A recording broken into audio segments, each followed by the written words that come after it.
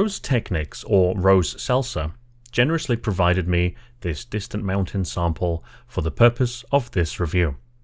Anyone who follows this channel knows that I have a difficult relationship with on-ear headphones and portable earphones because most of them are either uncomfortable or have too many other shortcomings, and I assure you that it's not for a lack of trying. To be frank, I don't use earphones regularly anymore. They don't isolate city noise on my commute to work. They are very leaky, so they're useless for quiet indoor situations with other people sitting around you, and I found so many of them have too many little quirks or oddities for them to become part of my regular listening cycle. Take the Koss Porter Pro, for example.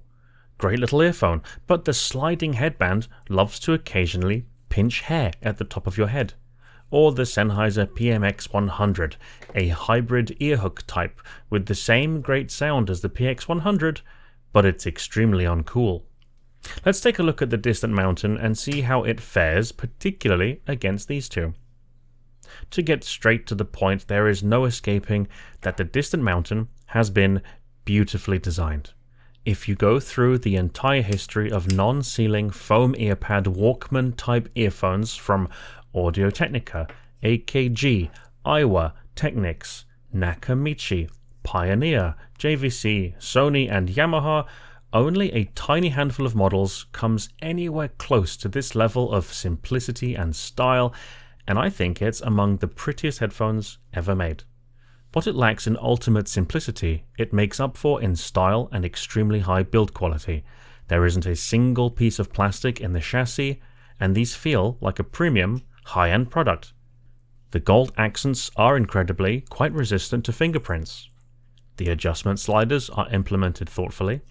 MMCX sockets are included to allow for easy replacement and any combination of cables to suit your style. The metal parts are beautifully machined and integrate together almost seamlessly, which is where the only obvious flaw in the build can be observed. There is a fairly large tolerance where the headband slots into the earphones, so there is some wobble. But considering the strength and density of these metal parts, and that the adjustment sliders remain snappy enough and they hold well, I don't see this as a big enough problem to mark it down. The fabric headset cable is fine. It doesn't exactly feel high-end, but neither is it scraping the bottom of the barrel.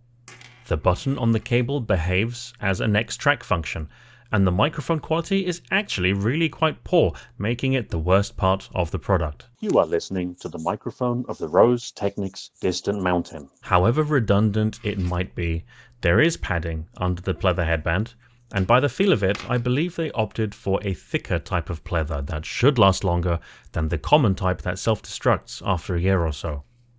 Ergonomics are always going to be subjective, so I'll just give my own experience. The sound of these headphones doesn't change much wherever you wear it over your ears, so I was able to wear these quite a bit more forward than usual, adding some pressure more forwards towards my face, which improved the wearing comfort vastly. But to reach that point where I was actually satisfied did require bending the headband a little. This is the only singular part of the design where I can mark it down just a tiny notch. The earphone parts have no swivel. Around half of the others, historically speaking, have some kind of ball joint or single axis rotation, so here you might have to bend the headband until the angle of the pads matches the curve of your skull and ears. To be fair, this was fairly trivial for me as I've done this sort of thing quite a few times with other headphones and don't see it as an obstacle anymore, but for first-time buyers this can be extremely off-putting and not a simple task. If you do find you need to bend yours, just remember to bend both sides simultaneously, unless of course you've got an asymmetrical head.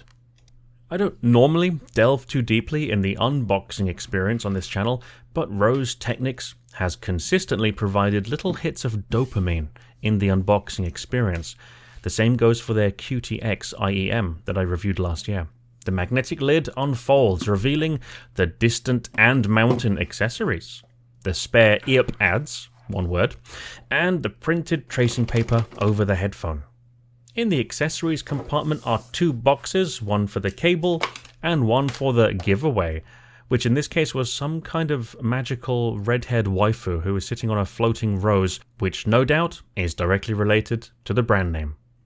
I would have preferred if she at least had some kind of function, like a headphone stand, or at least as some kind of mystical ward against demons or Beats by Dre. Anyway, back to the review.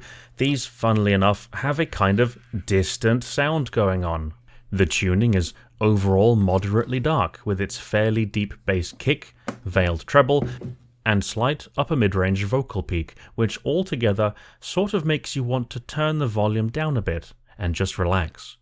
As it goes with most earphones, the bass hits hardest somewhere around 100 Hz, so some electronic music can get slightly fatiguing after a while, but that's extremely dependent on the type of bass sound used. While the overall tone is objectively incorrect with its darker tone, the timbre never sounds obviously broken, only like everything is pushed further away. I would say it's the antithesis of the best Sony Walkman earphones of the 80s, which had their strongest focus on the upper mids and treble, with huge amounts of detail and almost no body to the sound, with bass being almost an afterthought. The tuning is done very tastefully, and I particularly found lo-fi type music extremely enjoyable and relaxing. For example, in the first week of testing these, I went out to pick up some new leather earpads for my SR Lambda from the post office, so I put these on and started playing their EVAX album. Not only did I feel like some kind of fashionista with my retro-styled earphones, but this combination with the music was just an absolute vibe. The foam pads almost completely reduced wind noise, and I could clearly hear traffic and outside noises, which made me feel like I was walking around with my own background soundtrack. Somehow, in the recent past, I've been dedicating my energy to finding great closed-back headphones and IEMs, all in the quest for superior isolation. And I forgot the feeling of mixing music with reality, and somehow that once again brought me joy. As I mentioned earlier, I'd like to compare these directly to two giants of the earphone world from Koss and Sennheiser. It doesn't take more than a moment to hear that the Distant Mountain is overall darker and has a focus on bass and upper mids. The Porta Pro is the most fun and direct sounding of the three.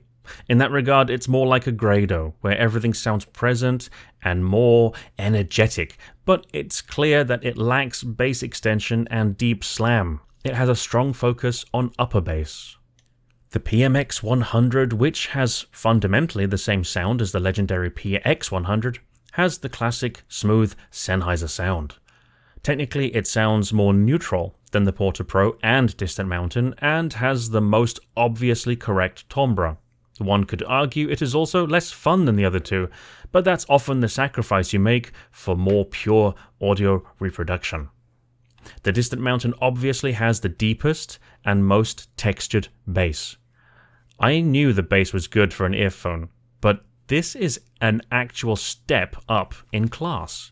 I have never heard an earphone do sub-bass until now. They take EQ extremely well and even handle bass boost with ease, delivering just about the deepest, strongest bass you can get out of an earphone.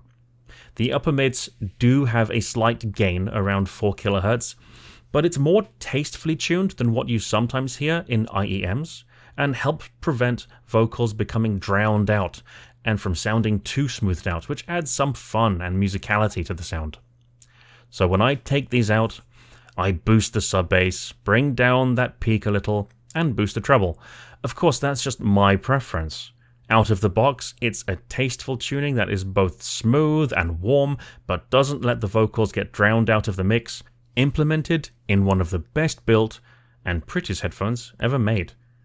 Contrary to my expectations, it ticks almost every single box while adding its own personality and flair at an unusually affordable price. It stands completely apart from any other earphone that came before it, and so I find myself in the rare position to give these a very strong recommendation. Take it easy, and I'll see you in the next one.